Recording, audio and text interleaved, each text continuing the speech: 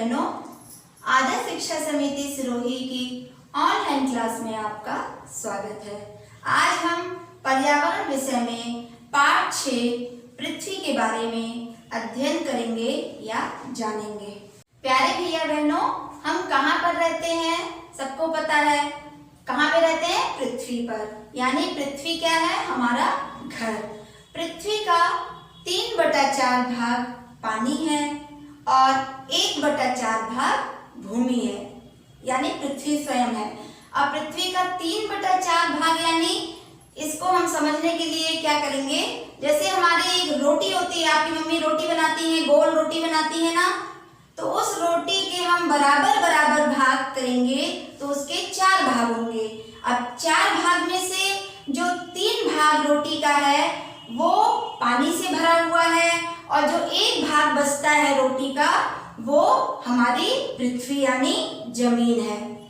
क्योंकि पृथ्वी पर 3/4 भाग जल यानी पानी है, इसलिए पृथ्वी को नीला ग्रह के नाम से भी जानते हैं। अब 3/4 भाग पानी, तो यानी पृथ्वी आपको कैसी दिखती होगी? नीली दिखती होगी, नीले रंग की दिखती होगी, क्योंकि उसमें पानी की मात्रा पृथ्वी पर ज्यादा है। तो 1/4 भाग बचता है वो भूमि कहलाता है, यानी जमीन कहलाता है, जिस पर हम रहते हैं। पृथ्वी क्या है? पृथ्वी एक अद्वितीय ग्रह है, यानी पृथ्वी के समान कोई दूसरा ग्रह नहीं है। पृथ्वी पर ही जीवन संभव है, क्योंकि पृथ्वी पर मनुष्य, जीव जंतु, पेड़ पौधे सभी पाए जाते हैं। क्योंकि पृथ्वी पर ऑक्सीजन भी है और वायु भी है, जल भी है। बाकी किसी ग्रह पर अभी ये चीजें संभव नहीं हो पाई हैं। पृथ्वी ही ऐसा ग्रह है जिस पर जीवन संभव है। कुछ स्थानों पर भूमि पहाड़ी व जैसे ये पहाड़ी है ना, ये चोटी है, इसके रूप में उठी हुई होती है, और जो बीच का जो ये हिस्सा होता है, ये 2 पर्वतों के बीच का जो ये हिस्सा है उसको हम घाटी कहते हैं। घाटी की जो भूमि होती है वो बहुत ही उपजाऊ होती है और वो खेती के काम में लाई जाती है। अब यही मैदान, पर्वत और घाटियां पृथ्वी पर भूमि के विभिन्न रूप हैं। पानी वाला जो स्थान है वो नदियां, तालाब और झीलें कहलाता है। और नदियां पहाड़ों से जब बर्फ पिघलती है पहाड़ों पर, तो वहां से घाटियों में होते हुए वो बहती हुई नीचे आती हैं। और जहां इकट्ठा होता है नदियों का जल, वहां समुद्र हो जाता है। और जो छोटे छोटे जगह पे जहां पानी इकट्ठा होता है वो तालाब कहलाता है और झीलों का रूप धारण कर लेता है। जिस प्रकार पृथ्वी पर आने वाले भूकंप और आंधी तूफान और बाढ़ जो पृथ्वी के रूप को बदलते रहते हैं, इस प्रकार अधिक सुविधाओं के कारण मनुष्य ने पृथ्वी पर तबाही ला दी है। क्योंकि वो अपनी सुविधाओं को पूर्ण करने के लिए पृथ्वी पर से पेड़ों को काटने लगा है, जिससे पृथ्वी की जो भूमि है, उसकी जो उपजाऊ मिट्टी है वो बहकर चली जाती है और बारिश नहीं हो पाती है पेड़ों के कटने से।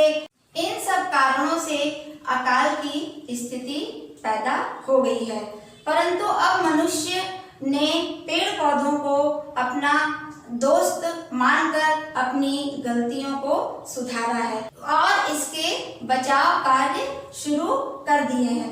इस उद्देश्य की पूर्ति के लिए विभिन्न भागों में वन महोत्सव कार्यक्रम चलाए जा रहे हैं और अधिक से अधिक वृक्ष लगाने के लिए सभी से आग्रह किया जा रहा है, जिससे हमारा प्रदूषण भी कम हो। और वास्तव में हमारा प्रदूषण अधिक वृक्ष लगाने से ही कम हो पाएगा, जिससे मनुष्य स्वस्थ रहेगा और उसके स्वास्थ्य में भी सुधार होगा।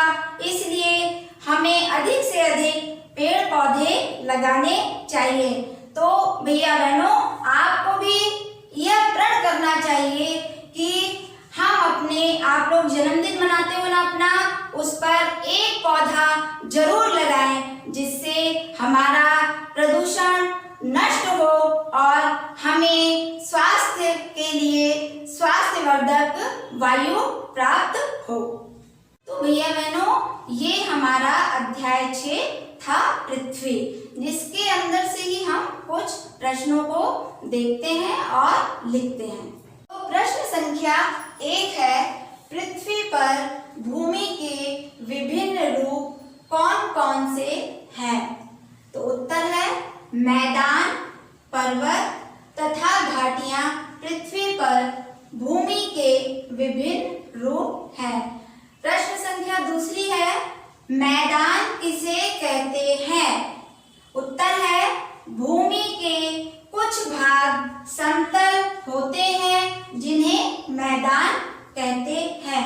भैया बहनों, आप इन प्रश्न उत्तरों को अपनी कॉपी में कक्षा कार्य क्रमांक 6 डालकर लिखेंगे।